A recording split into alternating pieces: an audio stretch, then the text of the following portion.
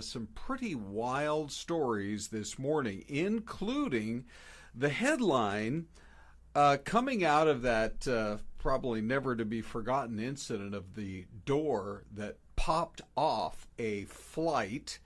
And now comes a report, after all the transcripts have been looked into, that a flight attendant on board was certain that people were ejected from the aircraft. There were, as you can imagine, some real moments of trepidation until they could get that plane back down on the ground and figure everything out. But it wasn't until they got on the ground that they realized that everyone who was on board had survived and nobody was sucked out of the plane. But the original thought, at least for one, if not more, of the flight attendants, was just based on how damaging the incident was, they had to have had casualties. People had to be sucked out of the plane. And these transcripts, which are only now coming out, give us a really good insight into just how terrifying it was on board that plane. We also have a great story from right here in the valley, and I will tell you about it right here. This is the baby that, as this story emerges today, I swear, look at that happy baby, is going to break the internet. We're going to tell you more about the couple here in the valley. A lot of it was caught on the ring cam. So what was caught, and this is the baby that wouldn't wait, and boy, do we have a happy mama and daddy. And then practical consumer information for you when you're headed out on vacation. What are the things you are most likely to forget if you're out there getting everything packed up and ready to go for a nice week at the beach? So, it's all coming up this morning on Fox 10 Talks. This is the show after the show, and we go on right at 10 a.m. live. You can catch us on the Fox local app as well as on YouTube. We always love to read all your comments on YouTube. We have a ever-growing list of loyal viewers. Thank you, one and all, who start their morning with us at 10 a.m.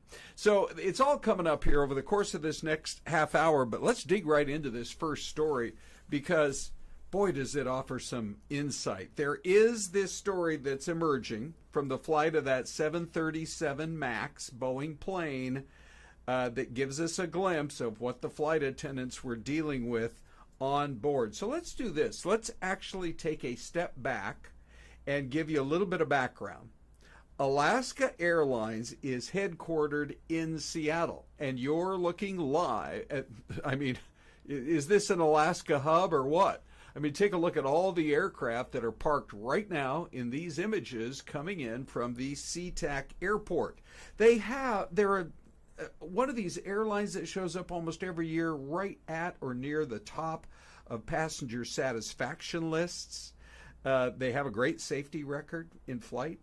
In fact, it's been many, many years, 24 years, I had to go back and research it, since they did have that ill-fated flight on board back in the year 2000 that crashed in the Pacific Ocean, and everybody on board lost their lives. That was 24 years ago.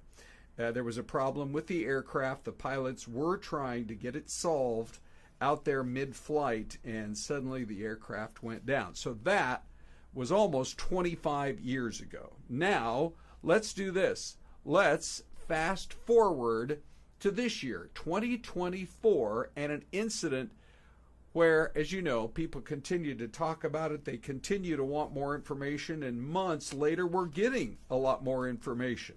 So, as we fast forward to this story now, it was Flight 1282. It made an emergency landing at the Portland, Oregon airport. Flight attendants, it wasn't until they actually got down on the ground, because it was so noisy on board and it was a chaotic situation, they were finally actually able to ask passengers whether or not anybody had been seated in that area where there was now a gaping hole on the side of the plane. This is all reporting from the Seattle Times, and they have done such a good job covering this story for the last many, many months. So one flight attendant, we learn now from the release of the NTSB transcripts, was able to ask, was somebody ejected from the plane? There are some seats that are sitting here empty. And so here's what the flight attendant said, direct quote, to the investigators. At the point where I first saw the hole, I saw 5 empty seats. This is the flight attendant speaking. So, quote, so I was absolutely certain that we had lost people out of the hole and that we had casualties.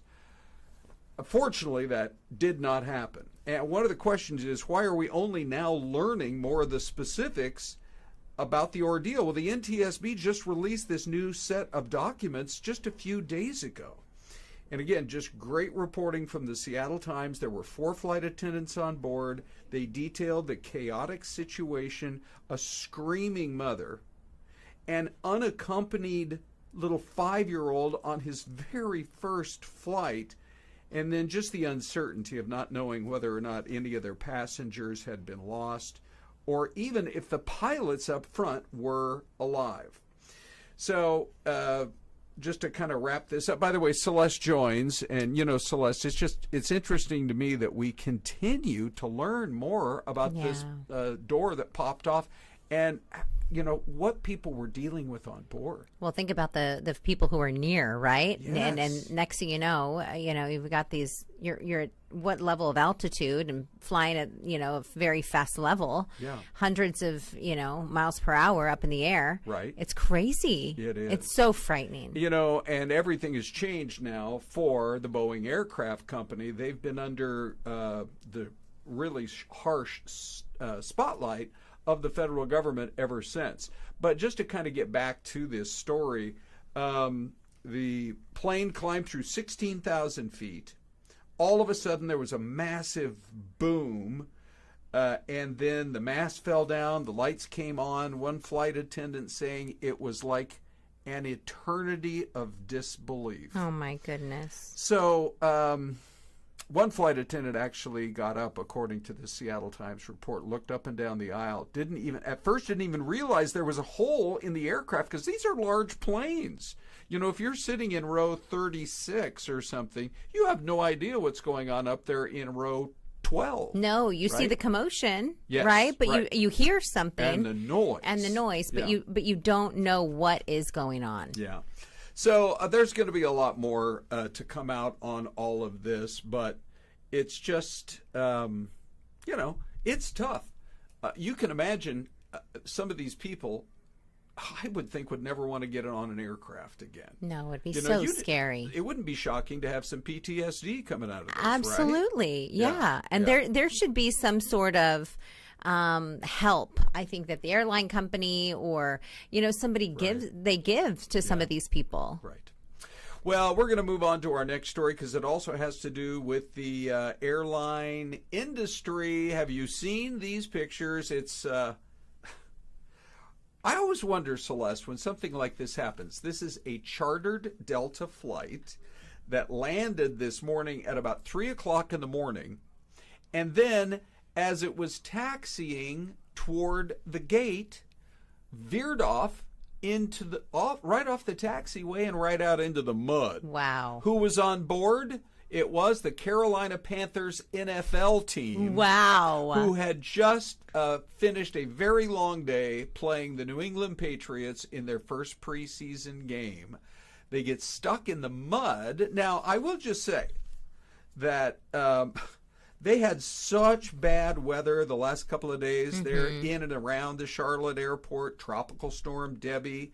It was reported that they logged over 4 inches of rain yesterday. Wow. So, of course, it's going to be soggy everywhere, but, I mean, you got to keep it on the taxiway. Isn't that like job one when you're, you got to get the plane in the air, safely land. That's job one. Job two is you got to get it from wherever you land over to the gate. Was he texting while flying? Oh, Celeste. What is going on? We better get it figured out. The worst thing is whenever one of these situations happen, I don't know why, but it seems to take forever. It really does. To get it figured out. Okay, well, now what are we going to do? They kept those guys on the plane for another hour. Oh, it was close no. to 4, between 3:30 and 4 in the morning when they could finally get off the plane. I wonder if they could wheel over one of those stairs, that they use at like some smaller airports, and then you connect that to the door of the airplane. Probably. Like they used with Kamala Harris when she showed up yesterday. Correct. They rolled over the stairs, allowed her to come. Notice how the jet port is never used by a president or vice president. Thank you. They always bring the stairs out. Yeah. Now, the thing is, if you're not landing until and getting off the plane until 4 a.m., at that point, you're probably thinking, I'm going to hit the Waffle House or IHOP or Denny's, have breakfast, and just get on with my day. Ron, you must be tougher than me. I would say, where is my bed? Well, if it's the breakfast hour, which for people like us is 4 in the morning. That's true.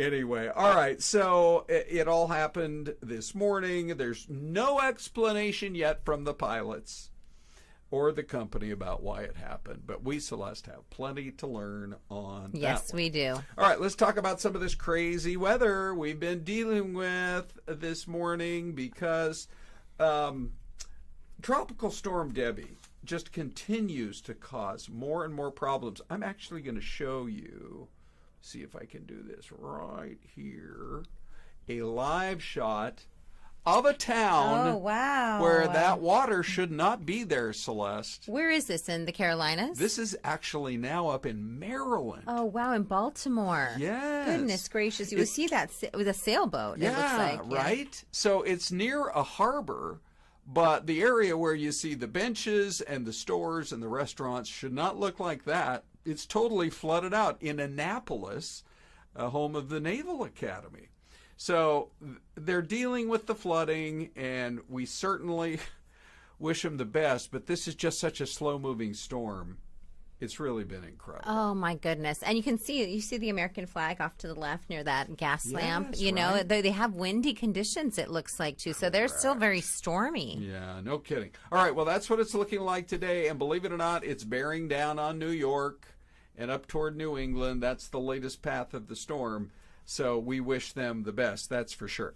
All right, let's get on to our next story, Celeste. I like to describe it as the baby who will break the internet once this story becomes better known. And here's why. Brooklyn and Josh Neely, it was Monday morning, and their Ring cam was right out there on the porch. And it showed Josh packing the car, getting everything ready for the hospital. And all of a sudden, he hears Brooklyn yell, "Josh, get in here!" And he scrambles and runs back into the house. He's like, what? And she said, "We are not going to make it to the hospital. Baby is on the way." So Josh called 911, and little Genevieve so sweet was born. Look how happy she is to make it out of Mama's belly and make it into the world. She's so cute. Celeste, we someday you'll get grandkids. That's many years off for you. Yeah, thank you, Ron. Not right now. Correct. I'm in that phase where we have grandkids, and I look at a picture like this, and it just, a big old smile breaks out on my face. But anyway, she was born 7 pounds, 5 ounces. It doesn't say on here. It was in Mesa, so it doesn't say which hospital in Mesa, but they have a bunch of good ones, that's for sure. What a sweetheart. Congratulations to the family. That is really special. Every once in a while, I'll hear from people who say, well, I don't really watch the news. There's too much bad news. No, not always. You actually should watch, because we have some of the best stories you're ever going to hear about. And when you're driving into work or school, you don't want to get stuck in the traffic situation. We got you covered, yes. Yeah. Okay, we are going to take a quick break. We're going to call up, this is Dean's Choice for cameras anywhere around the world. Let's see what he came up with. Ready? Okay, so that is beautiful British Columbia. That's what they call it up there. We're going to take a quick break for our partners down the line, and we are going to show you what happened when they deployed the Grappler. DPS doing a great job.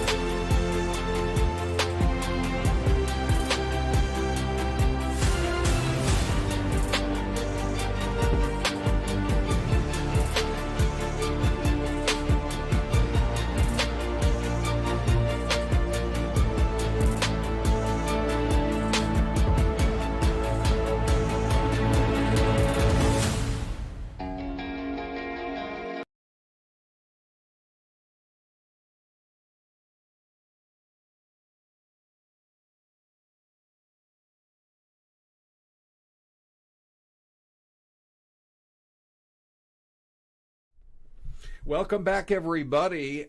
We are anticipating a huge crowd for the Democratic ticket for the presidency. Kamala Harris, her plane touched down yesterday at Sky Harbor. It was very stormy, and I understand they had to wait a little while before they could bring the plane in for a landing. So she landed at Sky Harbor Airport on Air Force Two. And then Tim Walz arrived on a charter flight about 45 minutes later. Oh, what's that? What does that mean, charter flight, Ron? Well, it would be like a plane that's not a commercial. Maybe it is commercial. Private jet, like one of those jet suites or something like that, they right? Don't paint VP hopeful. Yeah, like, no. It's just either you are the vice president. I'm sure or he was not. thinking, hey, do we have any snacks? That's all I'm looking for. I just want a few snacks. Yeah, that's for sure.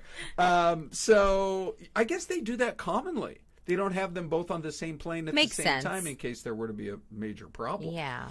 And also we learned that they are, by the way, I have live pictures this morning from the event itself. Things are all quiet out there at the Desert Diamond Arena. But the event is, I believe, I heard some reports that it could be a sellout, which it seats a little under 20,000 people. And that was one of the things Donald Trump talked about yesterday in his long news conference. That thing ran about an hour. Okay. And, he kind of got into it with some of the reporters asking about, what about these crowds? I mean, it's quite possible they'll have 20,000 people for this particular event later today. But, he's like, well, I've had 50,000 or 40,000 or bigger crowds than that. So anyway, we'll see how it all goes. But, boy, amongst Democrats, there's a lot of excitement. Yes, there is. Yeah. Okay, so anyway, you can expect full coverage on our Live Now platform from Fox. So let's go to this next story here of the Grappler. So this is why I could never be a DPS officer, Celeste. Okay, Ron. You know why? Why is that? Because I would drive around looking for people, say, with expired plates. Okay, you would be that person? No. You would definitely meet your quota every time. I would be driving around for the person with expired plates, or Yes. say somebody doing, 66 and a 65, and I'd hit him with the grappler. Just because it's so cool to watch. No kidding. I would be looking for reasons every day to deploy the grappler. Right. But it's really quite amazing to think about it. So anyway, part of the release of the video from the DPS, the trooper deployed the grappler police bumper, netting the tire and forcing the sedan to a safe stop. So we even have, I asked Jeff, our editor, can you zoom in a little bit more? Right. This looks like one of those old Cadillac CTS vehicles. It does. And, so it instantly locks your wheels, but not all of them. I think it only has to catch one. Yes. And then the other 2 or 3 or whatever, they're spinning at 60 miles an hour and you are burning. Can you imagine rubber. just coming to a halt? Yeah. So this happened on the world famous Superstition Freeway out there in Mesa. And the trooper tried to pull a driver over on a report of a suspended license. Oh. Okay. So, but then the guy speeds off. Big mistake. And he tries to get away. Who can outrun the DPS? Nobody. He's going 90, somewhere between 90 and 100 miles an hour. Yeah. Out on the 60, endangering the lives of the people of Mesa. And then, Yes. I'm just saying, I have to defend my people. You are the unofficial mayor. Correct. And then at the Higley Road exit, which there's a Dairy Queen right off the... Maybe that's where he was headed. Quite possibly. There's everything at that exit. Anyway, they finally got him arrested and booked him into jail on a bunch of charges. Oh, Don't try to brother. outrun the DPS. Just pull over when they tell you it's time to. Yeah, it's not going to work. But I'll tell you this, Celeste. I would grapple it every day if possible. Hooner. Correct. Would there be any situations where it's not appropriate to use the grappler? Let's see. Maybe if it's like a grandma. Okay. You don't want to use the grappler. Oh, on Grandma. going a little too slow. Right. But what if they're in the left lane and they're doing like 48 in a 55? Maybe you can wave her over. That might be a better way to go, Celeste, that's for sure. All right, let's get on to this story about, I loved this story of yours today, Celeste. It might be my favorite because we've all either left something on vacation, coming home, or we've forgotten something when we're packing. And this was your story in our 6 a.m. hour. 37% of people say they leave at least 3 items behind every trip. No, I believe it. You know, if you don't go on a bunch of vacays, maybe you do one big one a year, and you're not like in the practice mode, I could see where there could be a problem. Oh, yeah. You leave behind a phone charger. Yep. Leave behind your kid. You leave behind Kevin. Home Alone. Well, here is gosh. the list. This is fascinating to me. Here is the list of the top items that people forget. Number 1 is a phone charger. Yeah, I believe. And yeah, it happens a lot. Then toiletries. Which among the toiletry items do you think we're talking? Toothpaste, toothbrush, deodorant, hairspray. I think deodorant. Hairspray is another one because you have to get the small one if you're not going to check your bag. Right. You know, so it's that. It's deodorant. Sometimes toothpaste because you need the little travel size. Right. You know, so, I mean, razor. Right. You know, a nail polish remover. Yeah, like what about that? We're working our way down the list. Also on the list, though, sunscreen, your meds. You don't want to forget that. No. Your socks, water bottles, and unfortunately, in some cases, people forget their wallet. Oh, that's not good. Don't want to do You know, that. you can put your ID on your phone now. Yes. Isn't that wild? Oh, yeah, that's true. I don't know if it's in every state, but in Arizona, you can. Yeah. So that if something were to happen, just don't lose your phone. No. Then you lose your wallet and your phone? I actually see the phone is not on this list, and I think I have a theory about this, why people aren't losing their phone. It's become so prevalent in our lives that you can't go more than about a minute without realizing, oops, where's my phone? Where's my phone? Right? Yeah. It's not like you're going to be at a grocery store and leave it there and drive all the way home and then head out for dinner or whatever, and then you think, oh, I don't have my phone with me. An hour later. Have you ever forgotten your phone, though, at home when you're headed to the grocery store or something? I have, and it's kind of freeing. It's a little liberating. Oh, is it? Yeah, because you're like, oh, wait, nobody can call me, and I can't call anybody else. I'm totally off the grid. Yeah, I'm off the grid. Can't find me on Life 360. Right. You can't nothing. No, you it's know. true. Well, I guess I was on vacation once. Yes. And I set my phone down at a grocery store. Oh. And paid, and then walked out with my bags, and not my phone. And I get, you know how far I got? To my car about 20 feet later.